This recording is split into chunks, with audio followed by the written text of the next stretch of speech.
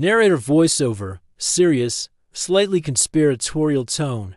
You hold it, you spend it, you trust it. It's the bedrock of your financial life, the global standard, the symbol of economic might. But what if everything you thought you knew about the US dollar was a carefully constructed illusion? What if the very foundation of your wealth, your savings, your future, is built upon a secret history, leading it down an inevitable path to zero? This isn't about inflation you see at the grocery store. This is about something far more fundamental, a design flaw, a ticking time bomb embedded in the very DNA of our currency. Tonight, we unearth the dollar's deepest secrets, tracing its journey from a promise of gold to a whisper in the wind, and reveal why its ultimate fate might already be sealed. Visual, montage of historical images, founding fathers, early American coins. Then a faded photo of the Federal Reserve Building, a busy trading floor, a globe with economic lines. Narrator,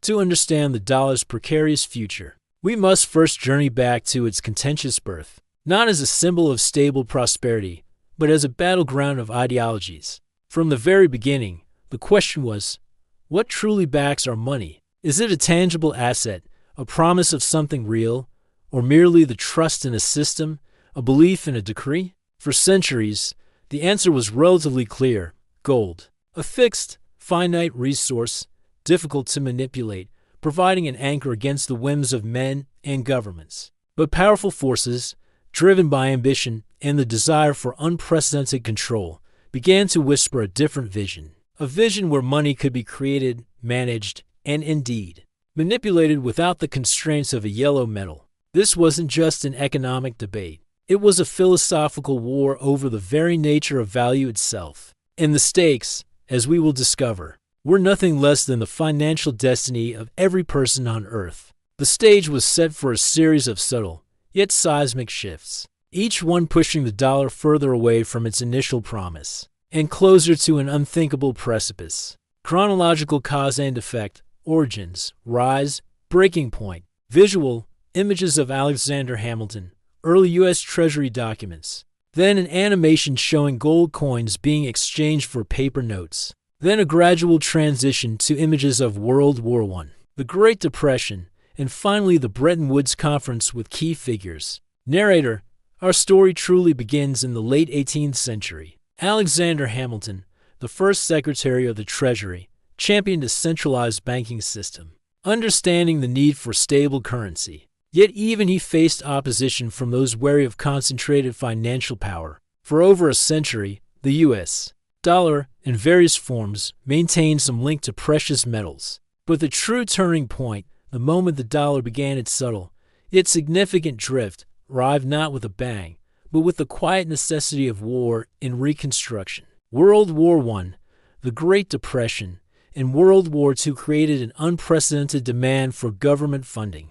Gold, while a stable anchor, was also a limiting one. Governments, needing to print more money to finance massive expenditures, found themselves constrained. The solution, or so it seemed, emerged from the ashes of global conflict in 1944, Bretton Woods. Visual, archival footage of Bretton Woods, then a clear graphic explaining the gold dollar standard, other currencies fixed to the dollar fixed to gold at $35 ounce. Narrator, at Bretton Woods, the world agreed to peg their currencies to the U.S. dollar, and in turn, the U.S. dollar was pegged to gold at a fixed rate of $35 per troy ounce. This was the dollar's golden age, its ascent to global reserve currency status. The promise was simple: any nation could exchange their dollars for gold at this fixed rate.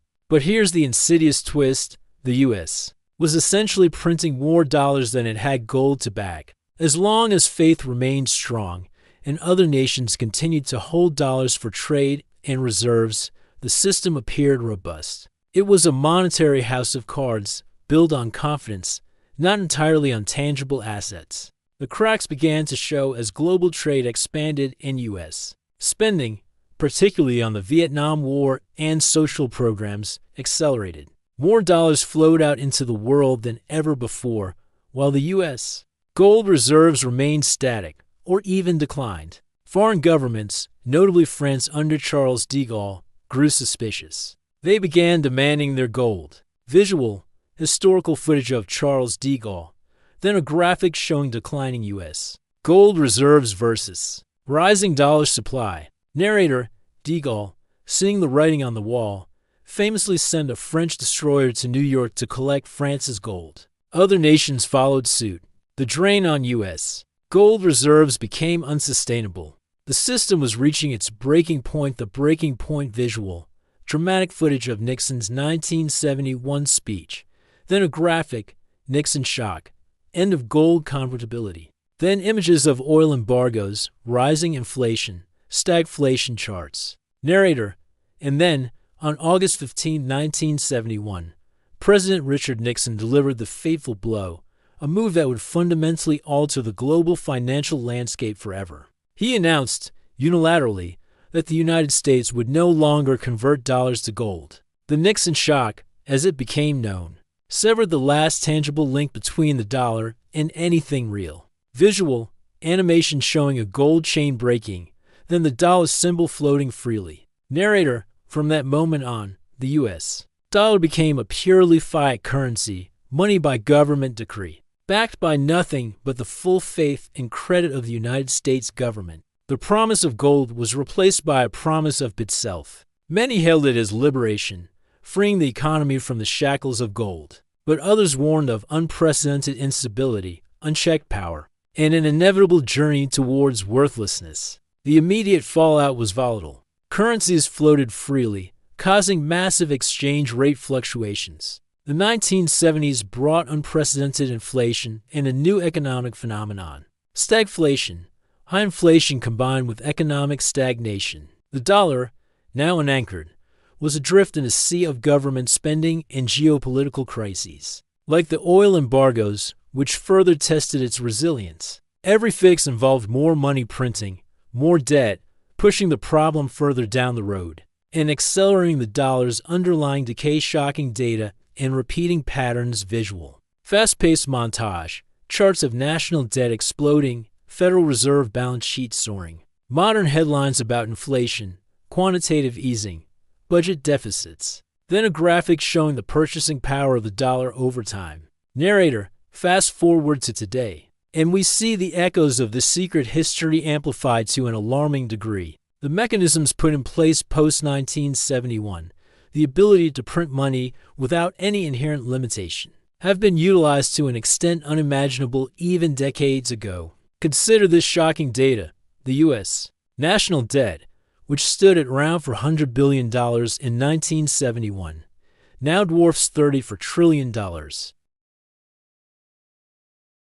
Federal Reserve's balance sheet, a proxy for the amount of money it has effectively created, has ballooned from under $1 trillion before the 2008 financial crisis to over $7 trillion today. Where did all this money come from? It was largely created digitally, out of thin air, by the very institutions tasked with safeguarding its value. Visual, graphic, purchasing power of the dollar, 1971 vs. today, show a significant drop. Narrator, this unrestrained creation of currency has a direct, devastating impact on your purchasing power. A dollar in 1971 could buy what approximately $7.50 buys today. Think about that.